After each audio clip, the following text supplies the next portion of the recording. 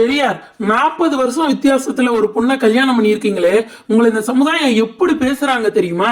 உங்களுக்கு எல்லாம் இந்த வயசுல இந்த கல்யாணம் தேவையான்னு பேசுறாங்க. நீங்க என்ன பதில் சொல்ல போறீங்க? நீ கேக்குற கேள்வியில இருந்தே தெரியுது நீ என்ன சிந்தனையோட இருப்ப அப்படின்னு.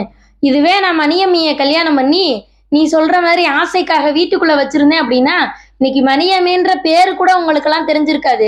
ஆனா மணியம்மை என் கூட மளிகை சாமா கணக்க பார்க்க என்னைய கல்யாணம் பண்ணல. அது கல்யாணம் பண்ணது மக்களை பார்க்கணுன்றதுக்காண்டி. என் கூட அரசியல் அழுத்தம், விமர்சனம், போராட்டம் இப்படி எல்லாத்துலயும் உறுதுணையா இருந்துச்சு. அதனாலதான் இன்னைக்கு மணியம்மைன்ற பேரை இந்த சமுதாயத்துக்கு தெரிஞ்சு. இப்ப மணியம்மையே உங்க மனைவின்னு இந்த சமுதாயமே பேசுதே, அதுக்கு என்ன பதில் சொல்ல போறீங்க? மணியம்மை என்னோட மனைவி கிடையாது. மணியம்மை இந்த இயக்கத்தினுடைய சக்தி. என்னுடைய சிந்தனைகள் எல்லாம் மக்கள்கிட்ட எடுத்துட்டு போறதுக்கு நான் பயன்படுத்தின ஒரு முக்கியமான கருவி தான் மணியம்மை. மணியம்மைய பத்தி இந்த காலத்து பொம்பளை பிள்ளைகளுக்கு புரிஞ்சுக்கிற மாதிரி சொல்லணும் அப்படின்னா என்ன சொல்லுவீங்க? இந்த இயக்கத்தினுடைய முதுகெலும்பு மட்டுமில்ல மணியம்மை, இந்த பெண்களுக்கான ஒரு சின்னம்னு சொல்லுவேன். ஏன்னா இப்படியெல்லாம் பெண்கள் இருக்கணும்னு நான் பேசினேன், அதை செஞ்சு காட்டினது மணியம்மை.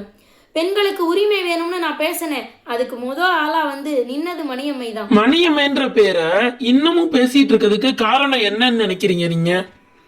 இன்னைக்கும் மணியம்மைன்ற பேர் உங்களுக்கு தெரிஞ்சிருக்கு அப்படின்னா அது என்னோட மனைவின்றனால இல்ல, மணியம்மை பண்ண போராட்டத்தினாலையும் அவங்களுடைய சிந்தனை என்னோட சிந்தனையோட ஒத்து போனதுனாலையும் என்னோட சிந்தனை இந்த சமுதாயத்துல கொண்டு போய் சேர்க்கணும்னு பாடுபட்டதுக்காகவும் தான் மணியம்மை பேரு இதுவரைக்கும் நிலைச்சிருக்கு.